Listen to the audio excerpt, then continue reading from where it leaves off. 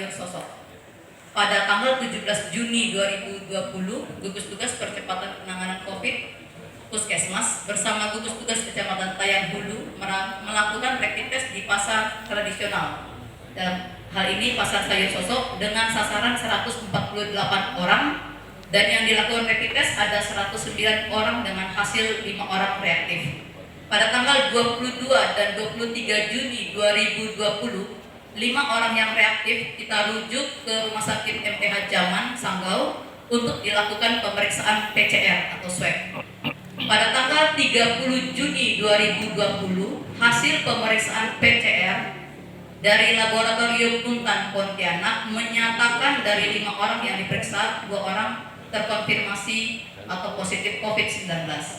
Dari 2 orang, 1 orang berdomisili di Kecamatan Tayan Hilir, dan kami limpahkan penanganannya ke tim gugus tugas COVID-19 Kecamatan Tayan Hilir sejak hasil tesnya reaktif pada tanggal 17 Juni 2020. Menurut laporan dari warga sekitar pasar tradisional kepada tim gugus tugas Kecamatan Tayan Hulu, pasien yang terkonfirmasi positif COVID-19 ini masih berjualan sebelum pemeriksaan PCR dari Untan keluar selama 3 hari.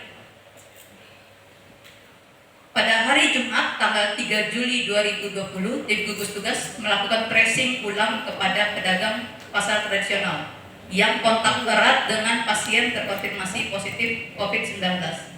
Dari hasil rapid test yang kami lakukan kepada 77 orang, ditemukan 7 orang hasilnya reaktif.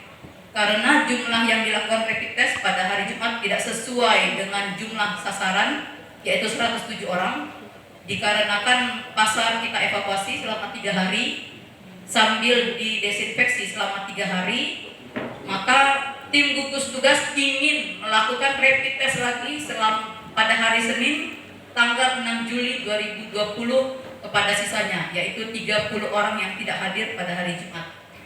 Pada hari Senin tanggal 6 Juli 2020 pukul 8.30, tim gugus tugas sudah berada di pasar tradisional untuk melakukan rapid test kepada pedagang yang tidak hadir pada hari Jumat. Namun para pedagang di pasar tradisional menolak untuk dilakukan rapid test lagi dengan alasan yang pertama, harus dilakukan rapid test merata untuk semua pasar yang ada di wilayah Sosok tanpa terkecuali. Yang kedua, para pedagang merasa tempat berdagangnya sering dijadikan tempat pelaksanaan rapid test dengan hasil selalu ada yang reaktif sehingga membuat citra lokasi pasar menjadi buruk dan membuat daya jual beli masyarakat menurun. Yang ketiga, para pedagang merasa mereka sudah lebih dari 2 kali dilakukan rapid test dengan hasil non reaktif. Data yang ada nyatanya baru 1 kali dilakukan rapid test oleh tim gugus tugas Kecamatan Tayan Hulu, yaitu pada tanggal 17 Juni 2020. Setelah dilakukan komunikasi dengan para pedagang pasar tradisional, mereka tetap menolak untuk dilakukan rapid test sehingga tim gugus tugas membatalkan pelaksanaan rapid test karena situasi yang tidak kondusif. Demikian kronologis kejadian penolakan pelaksanaan rapid test di Pasar Sayur Sosok Kecamatan Tayan Hulu.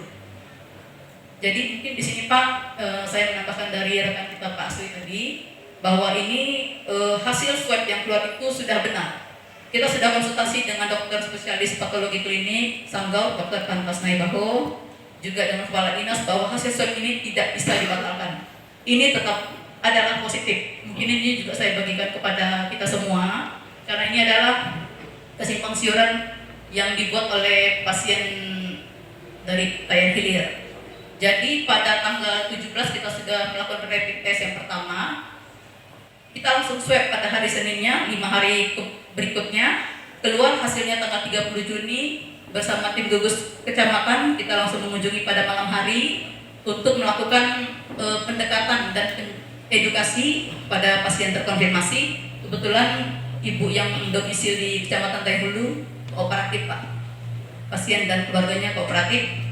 Nah lalu si ibu yang positif dari Tayan Hulu, beliau berkoar-koar di media sosial menyatakan rapid test pada tanggal 1 Juli. Jadi di sini mungkin kita bisa lihat bersama pada hasil swab dengan dari jarak dari rapid test yang pertama dengan rapid test yang kedua, ini sudah lebih dari maaf, sudah 14 hari, tepat 14 hari, di mana kita tahu bahwa virus ini bisa saja menghilang. Jadi sini